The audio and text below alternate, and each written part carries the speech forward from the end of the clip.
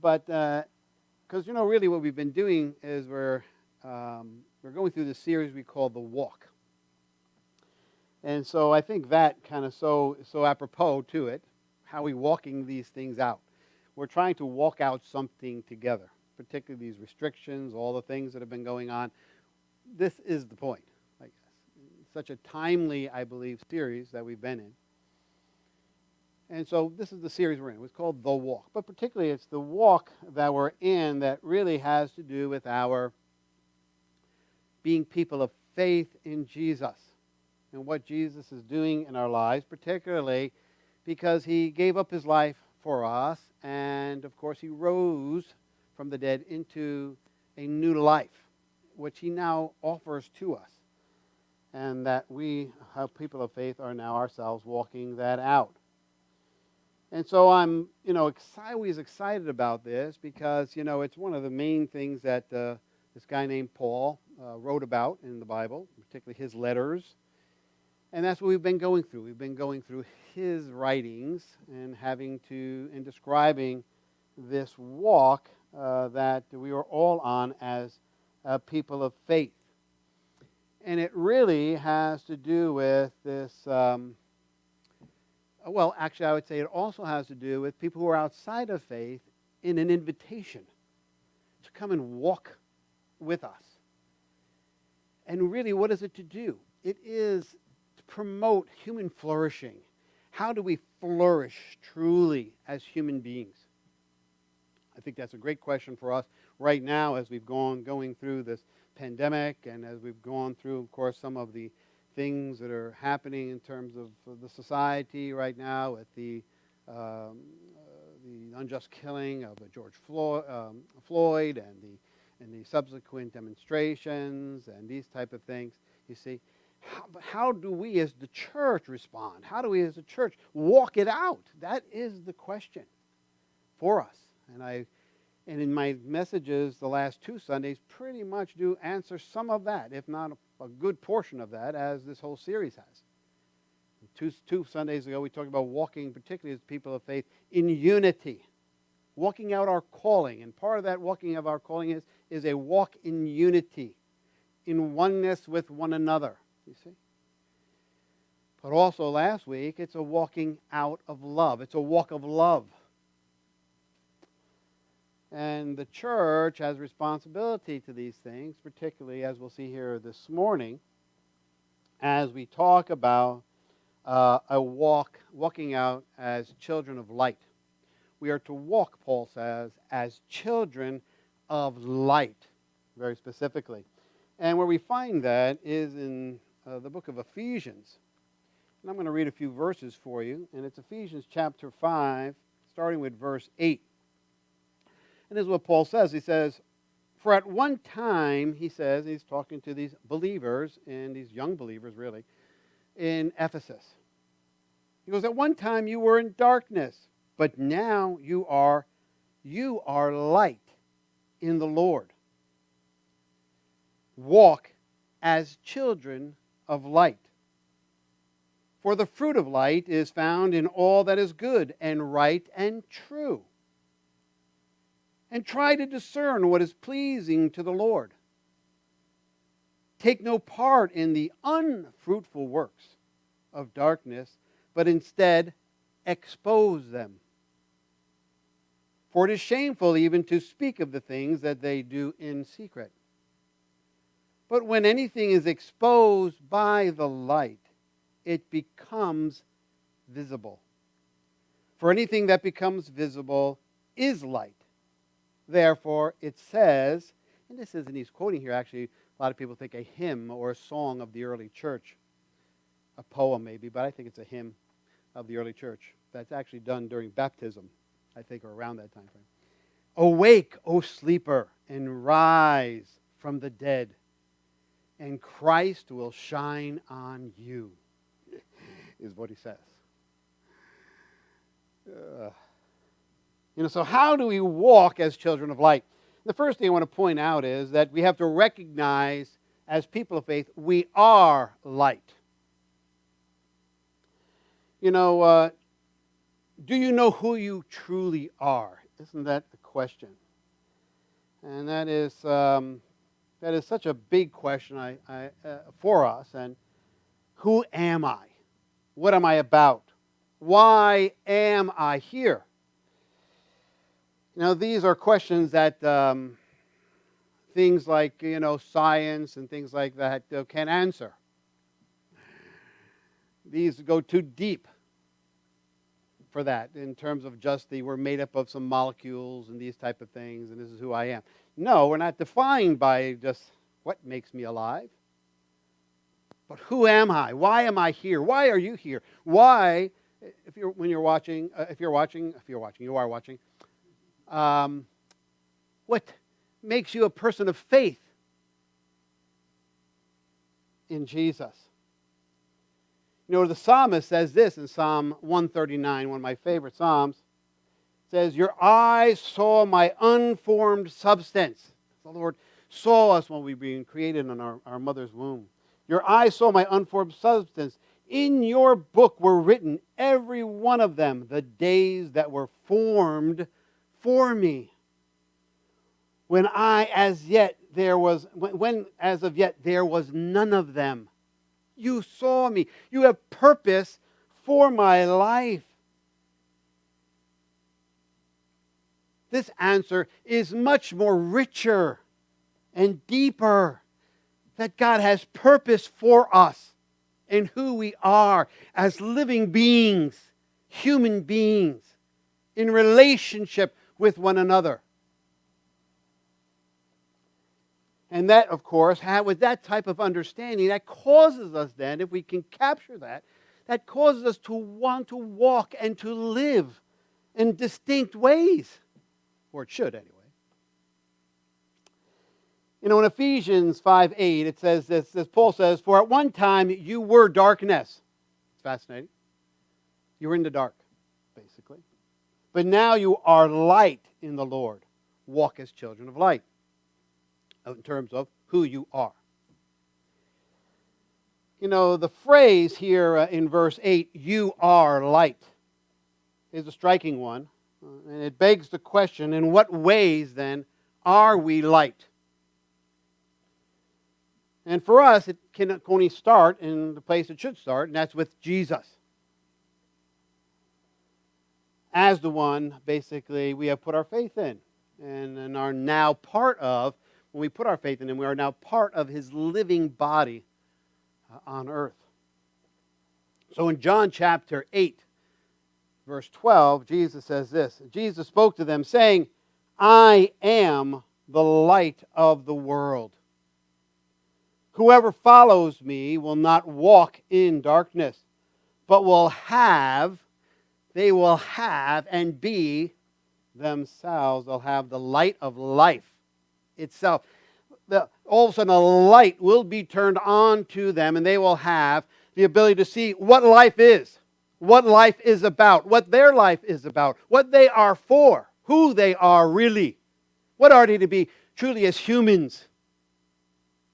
They will have the light of life. Jesus' appearance brought the light of God to a dark world. By Him showing up, He turned on the light to help us to see. Like headlights on a dark road. Particularly a dangerous one. I have lost my headlight once, while riding a motorcycle in the dark. Not a comfortable feeling to lose your headlight. I had troublesome electrical problems, and we were out with a group, and it just got late. And all of a sudden, my headlight decided not to work. But thank God, my wife was with me with her bike. And we were quite far from home. And so she had to go in front of me. And as her being the light bearer of the time, me being in the dark, I had to follow her to get home safely.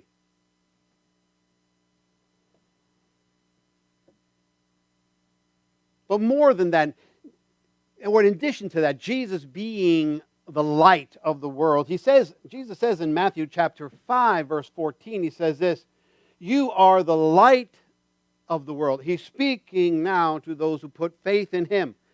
You now are the light of the world. A city set on a hill cannot be hidden. How absolutely outstanding, and I would say astounding to some. You know, a city on a hill, particularly for them at that time, what did that mean? Well, first of all, it wasn't safe most of the time for people then to go walk in the dark, because why? There was no light. There was no street lamps. There were no headlights. There was no such thing. To go out at nighttime was a risky business, you see. The only thing they had was, of course, the moon and the stars to lighten if they had to walk in the dark. But what happens if it's cloudy out? And so he says, we're like a city set on a hill. Why? Because a city on a hill, it's up on a hill, it can be seen. And what? The lamps that are burning in from people's windows. And so by being able to see that city up on the hill there, you could get your bearings. Where I am. And matter of fact, not only did it give you your bearings or where you might be, because you see that city up there, you know you're traveling either to or something near it. It becomes a distinctive marker for you, the sign to you. And what does that do for you? That would bring a lonely traveler security, a feeling of safety. You see? All of a sudden to have a confidence in their walk and the way they're walking and where they're walking. All because this city is up on a hill and you can see its lamps burning when it's super dark out. And this is what Jesus is saying about us. We, the people of faith, we are like that city set on a hill. We are ourselves light.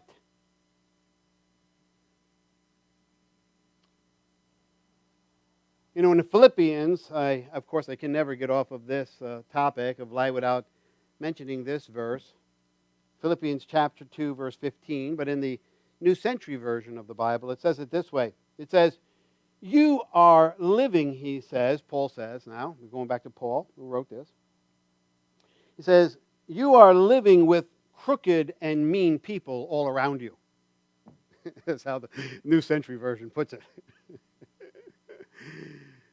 He goes, you are living with crooked and mean people all around you. Now we can say amen to that. Particularly during this time frame that we find ourselves in. The scripture actually says, none righteous, no, not one, without Jesus. You know, I keep thinking of this, and I said it at the beginning, matter of fact, and I'll say it again. I said this at the beginning, and I'll say it again, and particularly as we were going into the pandemic restrictions and going through that whole thing of the restrictions and all that's going on about it. And now, of course, even with the things that are happening because of the unjust killing of George Floyd and all the things that are happening around it, that, you know, people's true colors come out in times like these. Who they are for real. People's true colors. Because why? The scripture says that for each one, particularly the people of faith, it says that we're being refined as with gold and silver. And how do you refine gold and silver? You put it under heat. And then what happens with the heat, it puts the metal under pressure.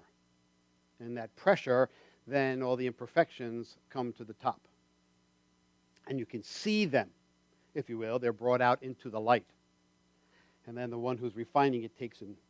And for us, that's the Lord, comes and scoops it off. But not just for people of faith, it's for everyone. People's true colors come out. And we saw it during this whole thing. The greedy, you can see their greed. You see?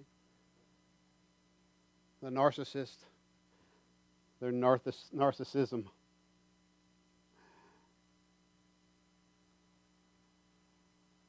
Those who are just trying to get over on people, just comes out. All kinds of things come out. Who we are. Who are you? You see. Oftentimes we can really see them in times like this when we're put under certain amounts of pressure. But thank God for Jesus. He changes all that and he redefines who we are and makes us light to that which about us can be quite dark, and is dark, as Paul says here. And so he says, you are living in a crooked and mean, with all kinds of mean people around you, among whom you shine like stars in a dark world. And that's why I say, I can't get off this topic without reading this verse. Because why? Because every time I think of that verse, I say, okay, if you were in a super dark night, but all of a sudden and it was a clear night, you would look up into the night sky, and what do you see? You see stars. But what's in between the stars? The darkness and coldness and emptiness of space. But your eyes go to the stars. And so Paul's saying, that's who you're like.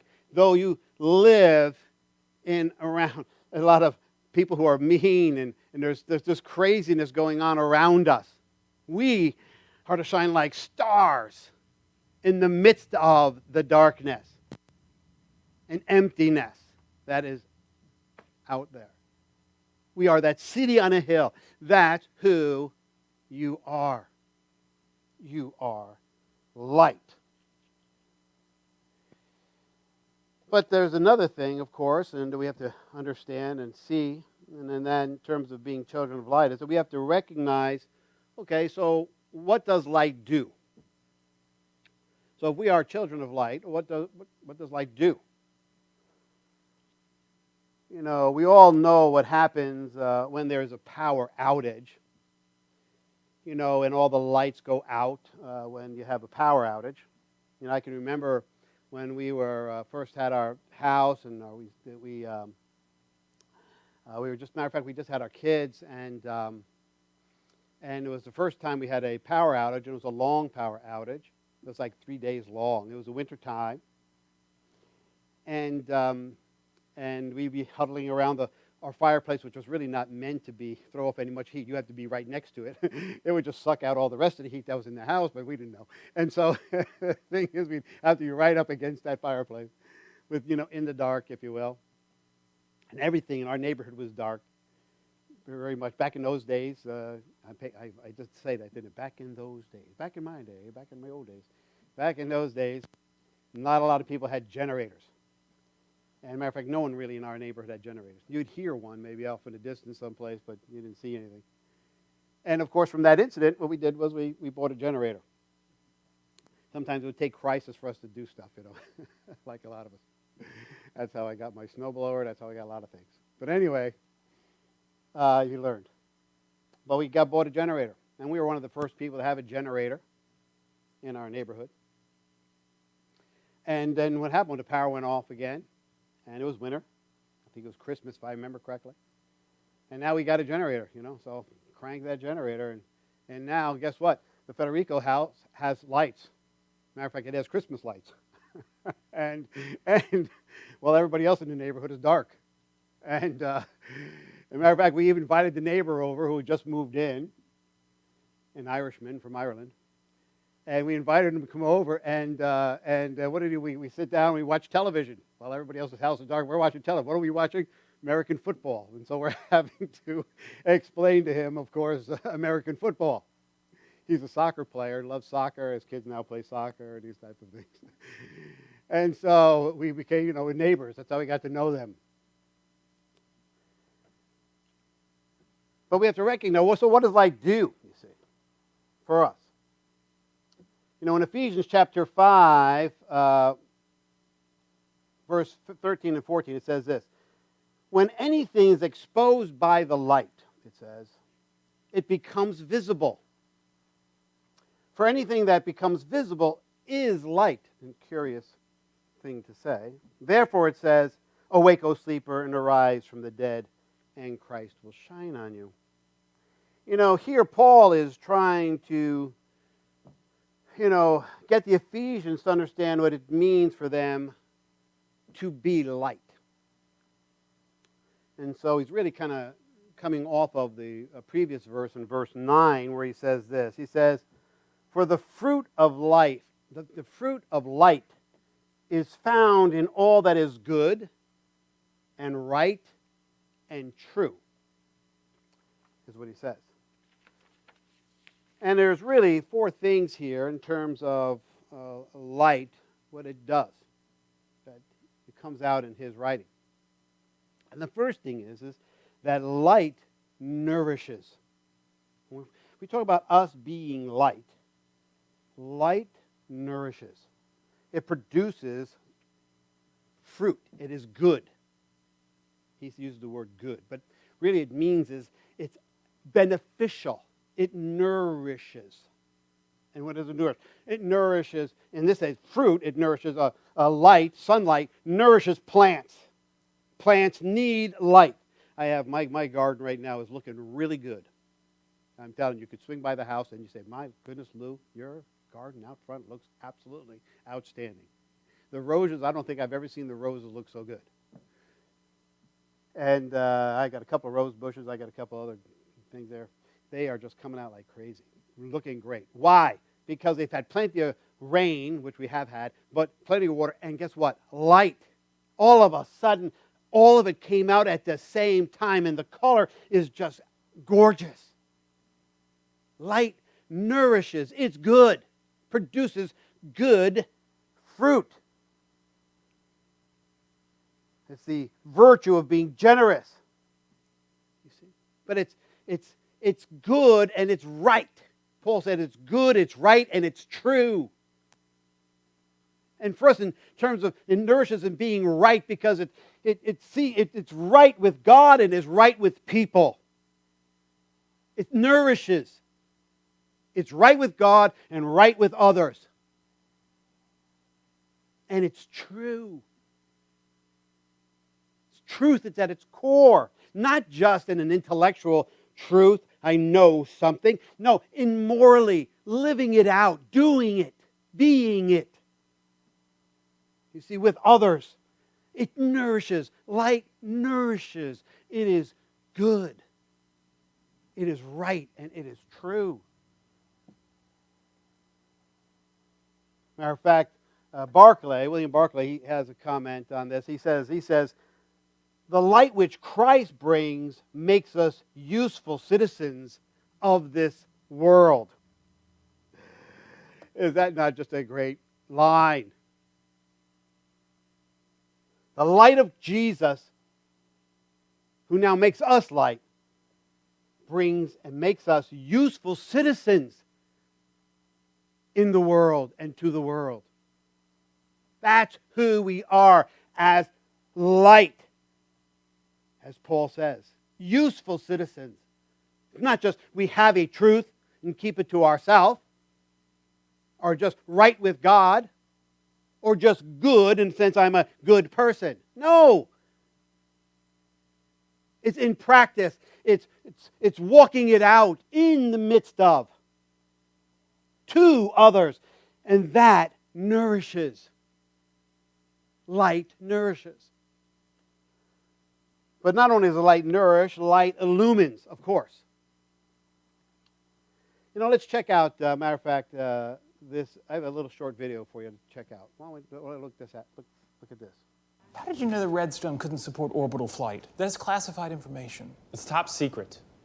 Well, it's no secret why the Redstone tests keep failing. Numbers don't lie. And you figured all that out with this. Half the data's redacted. Well, what's there tells a story if you read between the lines. You did the math. Yes, sir. And how do you know about the Atlas rocket? That's not math.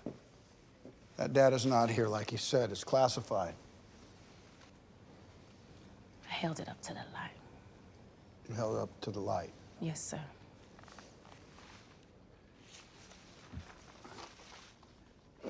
Well, there it is. Atlas. What's your name? Catherine Goebel. Are you a spy, Catherine? Am I what? I said, are you a Russian spy? No, sir. I'm not Russian. She's not Russian, sir. No protocol for women attending. There's no protocol. All right. One of my very favorite movies. Love that movie. If you've never seen it, it's called Hidden Figures. We just watched it again. I've probably seen that now. I can't tell you how many times. Absolutely outstanding. Had a good friend of mine, family, the Gaineses. Kenny Gaines worked for NASA. And so just absolutely just great movie. Love that. Because why? They're talking about light illumines. You can see things. You bring something up into the light. Have you ever done that, by the way? We saw in the video clip. You couldn't see it. You couldn't really get a good thing. You couldn't get a good picture of it. And so what you had to do is you had to actually take and bring it up to the light to see what was there. People do that sometimes with clothing. Sometimes people do that with other things. See if there's any flaws in it or whatever it might be. Light illumines. It shows you things that are there, but you cannot see them real well.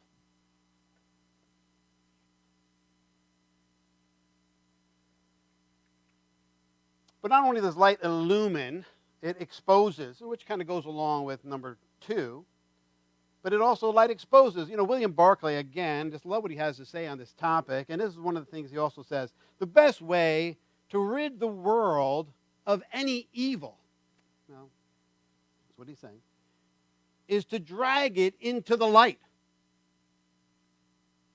So long as the thing is being done in secret, it goes on. But when it is taken into the light of the day, it dies a natural death. The surest way to cleanse the depths of your own hearts and the practices of any society in which we happen to be involved is to expose them to the light of Christ. Goodness gracious, that has such meaning to us now.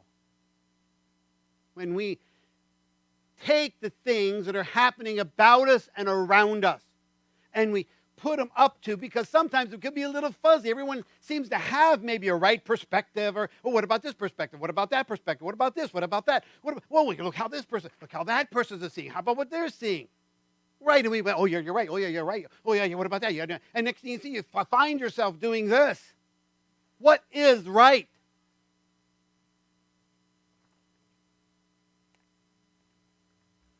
Expose it to the light of Jesus. Put it up to Him. What He would do. What He says.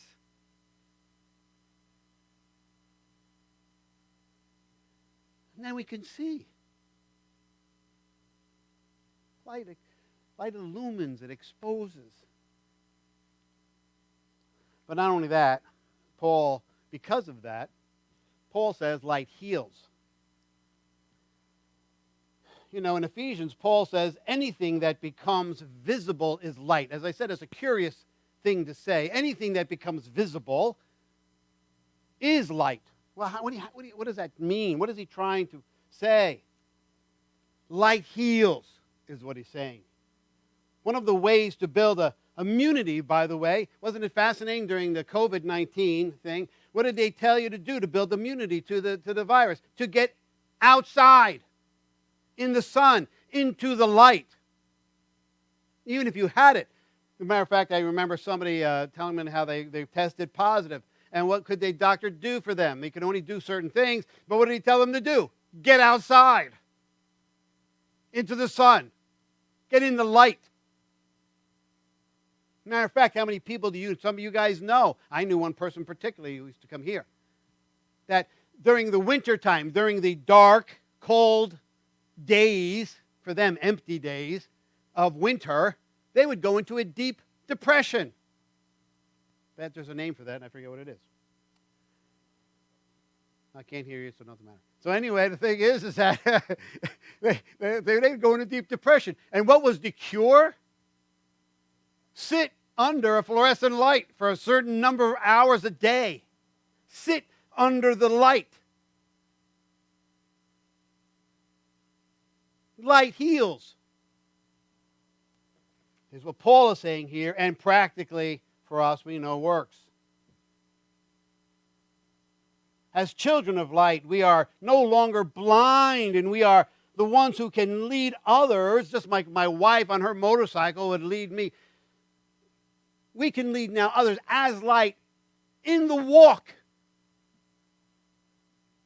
that Jesus has given us and illumined to us, enlightened our way, and exposed the things around us.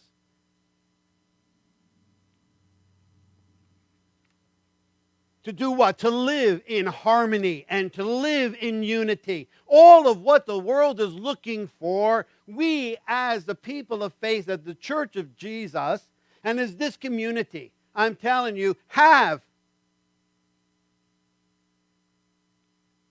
To live in unity, to live in harmony with one another. We don't see people in this church by the color of their skin or where they came from. God forbid that somebody would say, yeah, Lou Federico, my white pastor. What's wrong with just saying, Lou Federico, my pastor? In our church, that's pretty much it. Matter of fact, they don't even, they'll say, it's my pastor. They don't even call me pastor. Lou, just, Lou, that's who I am. We don't say, oh, there's the, so-and-so, the Asian such and such, or there's such and such, the African person, or there's so-and-so, the blah, blah, blah.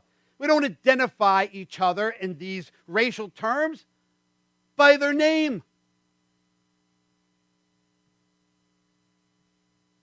They're Georgia, they're Helen, they're Isaac. We are one people with one God, one faith, one Lord, one baptism. In living out, walking out faith in new creation, new walk, the kingdom of God, reality to come, when such distinctions don't exist. Better than Star Trek, which I was watching with my wife last night, some of the old ones. It was great. A reality, good, right, and true.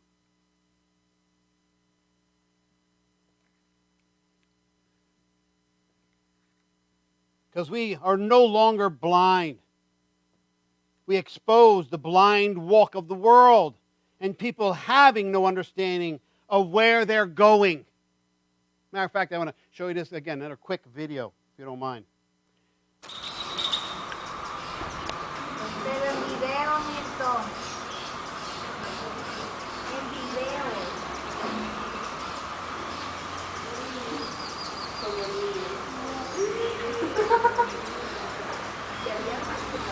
Milton se van a picar.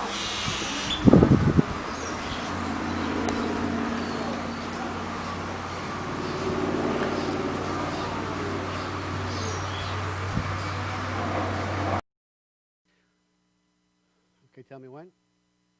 All right, what is that? Can someone tell me? Not here. Okay, can someone tell me? Can you guys guess what those are? Of course, you should be able to guess. I got a bunch of them right now in my house. Okay, but not those particularly, not those ones particularly. Those are ants. What is it about that particular ant, that type of ant, that really it's prevalent in Brazil, but it's in other places as well, but particularly. And they are blind. They have no sight. They are blind.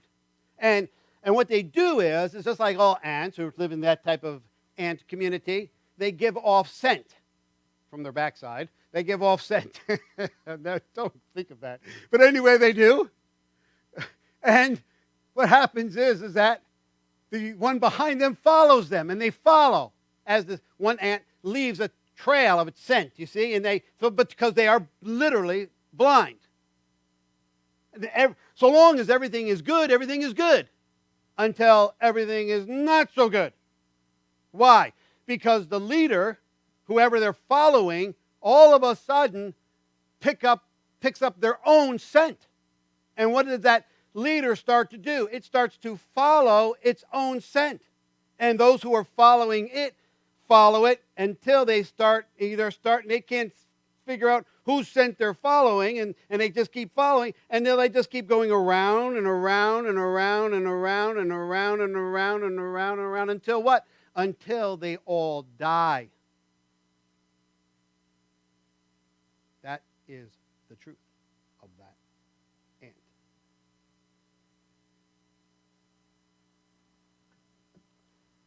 You know, Jesus had a comment about that in Matthew chapter 15, verse 14. He says, if the blind lead the blind, both will fall into a pit.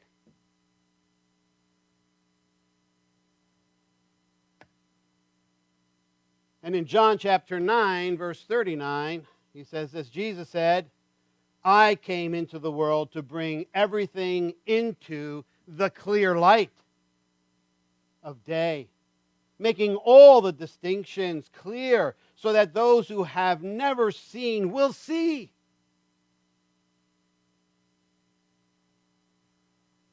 And those who have made a great pretense of seeing will be exposed as blind. Just going around and around and around and around and around and around the same old arguments with the same old result.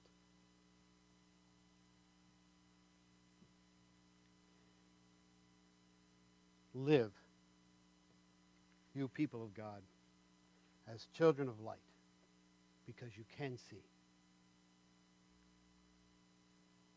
In our present situations, the role of the church, expose the deeds of darkness. Shine everything into the light of Christ. Not your opinions, not your political leanings, not your ideologies, not any of that. Put it, not your race, not anything. Expose it to the light of Christ so that you may truly see and know who you are and truly promote, if that is your real motivation, human flourishing all about you. This is my prayer.